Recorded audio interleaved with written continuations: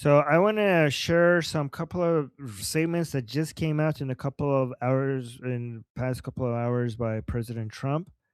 So let's just go and listen to these. I haven't listened to these. I have three videos I want to listen to with you guys, and because this is they're about. going to So let's actually let me play this one first.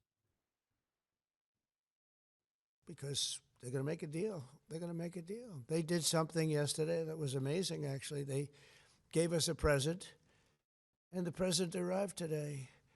And it was a very big present worth a tremendous amount of money. And I'm not going to tell you what that present is, but it was a very significant prize. And they gave it to us, and they said they were going to give it. So that meant one thing to me: we're dealing with the right people. No, it wasn't nuclear related. It was oil and gas related, and it was a What? very nice thing they did. But what it showed me is that we're dealing with the right people. Because, you don't know, because the leadership was killed, all gone. Khomeini, all gone, as the expression goes, the past supreme leader. And then the new supreme leader was racked up, at a minimum, racked up pretty good, and everyone else was gone. And then many of the people in the third tier, because they're going to make a deal. So they're saying somebody within Iran from the regime, they made a deal, and he knows that he's talking to people who are important, because he said he wasn't sure if these people are actually a big deal or not. But they gave the American, somebody from the Islamic regime has given the Americans a gift that shows that they have a lot of influence. And the reporter asked exactly what I wanted to ask, because I was like, was it enriched uranium? So that's the first thing that came to my mind. And the reporter was like, was it nuclear related? And he's like, no, it was oil and gas related. Like what is this gift? This is a very interesting development. Um, let me actually see. Is this the same video? Let me listen to this as one. Oh, I only have two videos. I thought I had three. Disappointed. I don't want to say this, but I have to. I said, Pete and General Raisin Kane, I think this thing's going to be settled very soon. Here they go. Oh, that's too bad. Pete didn't want it to be settled. It's these guys are doing a great job. That's a good attitude, though, Tom. Right? They were not interested in settlement. They were interested in just winning this thing. Yeah, please. Mr. President. So I just don't see, like, if it's oil and so what? Who is he talking to? Who is he talking to? And we know he's talking to somebody. If it's not enriched uranium, if it's oil and gas, somebody is offering Trump oil and gas. Like, that is not going to be accepted inside Iran by the IRGC. Like, and that is not something you could hide.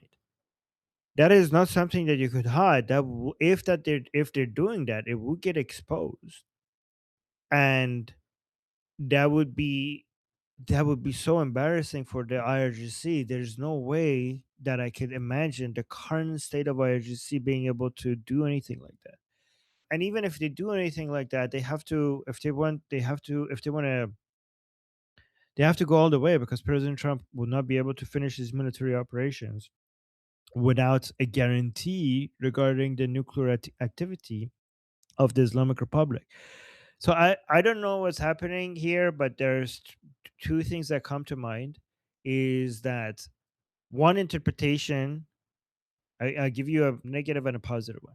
One interpretation is that President Trump is wrong, and these people are not going to be able to deliver what they say they're going to be able to deliver, and other people within, PTEC said, people within Pentagon, people within the intelligence, the commanders on the ground, they probably might know that, yeah, okay, this is going to be, President Trump is going to try to talk with them, it's going to fail, and then the military operations will continue. Or this is just mind games, and President Trump is just trolling the Islamic Republic, and I know he has new ships on his way.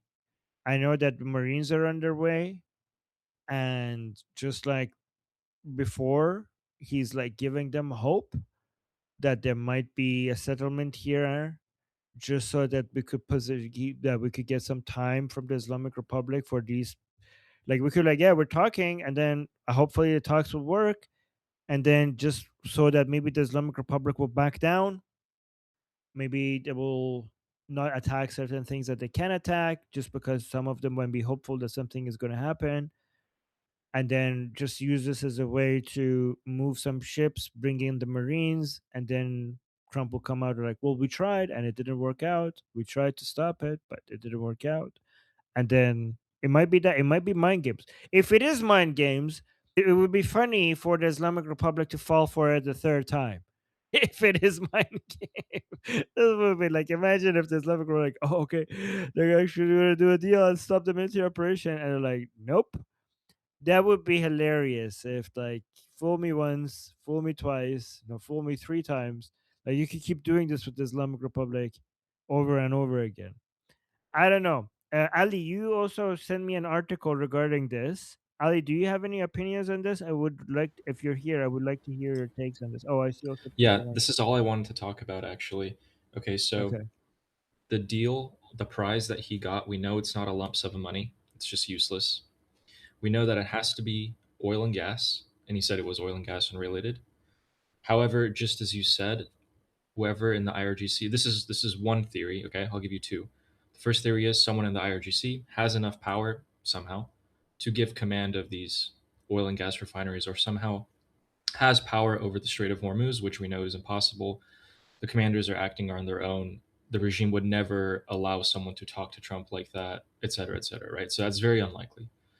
The second thing that I think is more likely is the way he was talking is it's very subtle, but he was like the first, second group is eliminated, the third group mostly eliminated, but now there's a new group.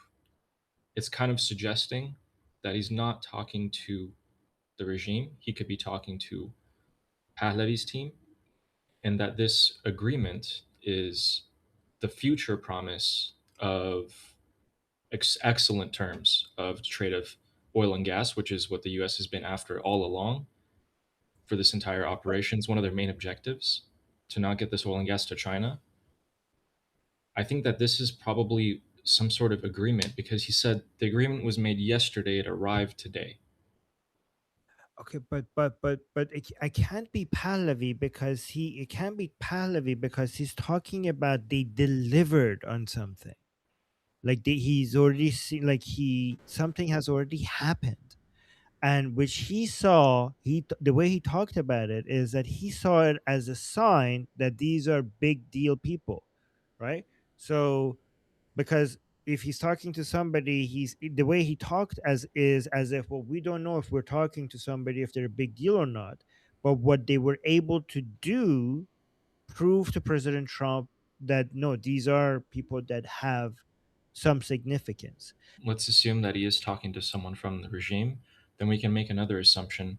So that person in the regime does have enough power to exert influence over the Strait of Hormuz and was able to prove that. So that narrows down the pool, if that pool even exists. But also, these Marines are about to arrive, and their objective, from what we can plausibly guess, is to assume control of the Strait of Hormuz and Kharg Island and the southern coast of Iran. If he's about to commit all of that, maybe the pressure got to the IRGC, maybe it got to someone there, or maybe it's not. Maybe he was going to commit these Marines anyway. What if this is just an IRGC, one of the IRGC commanders who has access to some oil and gas? He can't control the rest of the IRGC. It's not about Kharg. It's not about the Hormuz Strait. It's like somebody who has access to a lot of oil and gas, and he's like, Trump, you could have this. He's just trying to save his own life. He's just trying to show that he's showing good faith and working with President Trump. And by just releasing that the level of oil and gas that he has access to, he's just trying to make sure that he's not on the kill list. Is that a possible thing that is happening here? It's only a possibility if that commander is aware of the locations of the missile launchers that are targeting Hormuz and or has But, command of those, because even if those oil barrels were released, they still have to travel through and out. That's still a problem. but the thing is that President Trump didn't say that this is about Khark Island or Hormuz, the Strait of Hormuz. He just said oil and gas. So it might be just a releasing of a lot of oil and gas that President Trump likes to, maybe, like, I don't know, like, it might be that. It might be that. It might be a shadow fleet or something that is just being released and like, hey, you could have this. Please don't kill me. What about that? Could it be that? It could ease the markets. It could give him some short-term time to appease a lot of people out there, but in terms of the grand strategy of this campaign, it wouldn't really do much, I think. But it's not significant enough to change the markets, but it is significant enough for President Trump to feel like, oh, I'm dealing with somebody significant that could do something like this. You know what I For mean? him Like, for him to maybe the say someone significance was significant, like he's knocking off Alibaba as like a just like a nobody, and like Mojtaba as a nobody, and all these people are nobodies. I think we're talking to the right I people. mean, he didn't say Ghalibaf is a nobody. He never said that. Oh, sorry, Larry Johnny. He said Larry Johnny's a nobody. You don't even know. Don't even know who that Did, is. okay, but then when he killed him, he said that we killed somebody significant. True. Yeah, there's a lot of things you can bounce here. I mean, it could be literally as wild as, hey, these are the locations of the mines in the Strait of Hormuz to the releasing of oil and gas. But I just wanted to kind of narrow down the possibilities. Okay, let me show two more videos before we go to other people who wanted to respond to this. Because I just saw two more videos because um, Pete Hicks had responded to said something as well. Let me see what he said here. History has a modern military. Iran had a modern military, a modern navy, a modern air force, modern air defenses, leadership, massive bunker. Never has a modern military been so rapidly and historically obliterated, defeated from day one with overwhelming firepower. The air campaign that we've conducted, that Israel's conducted alongside us, was one for the history books, truly.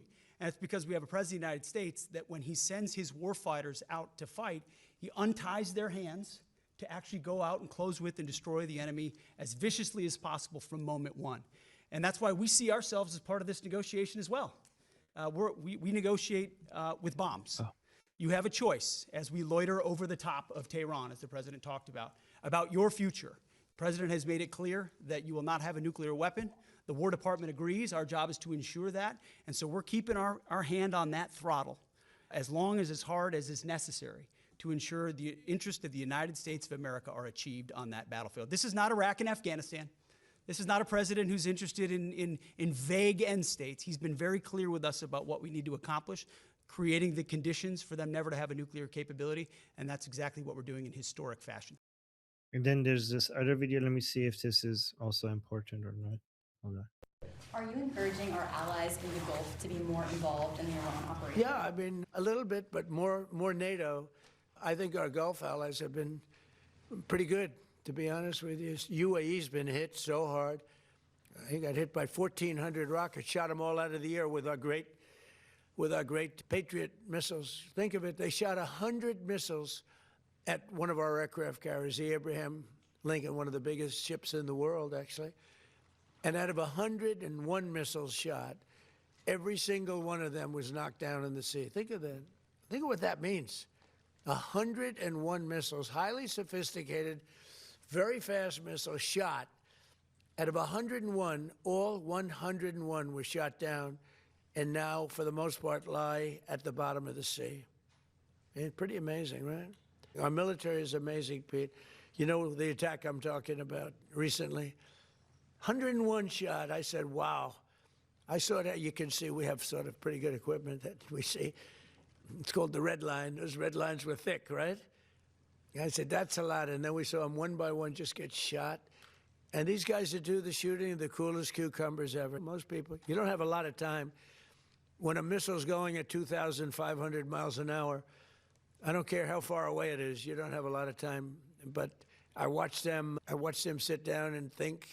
Great students, MITs, a lot of guys like this. And amazing to watch them perform under great pressure. because they have a matter of seconds to do it. If they don't do it properly, it's a big problem, you know, because these were very powerful missiles coming. And so a lot of people choke. They don't choke. These guys don't choke. They're the best in the world. We have the best in the world, yeah.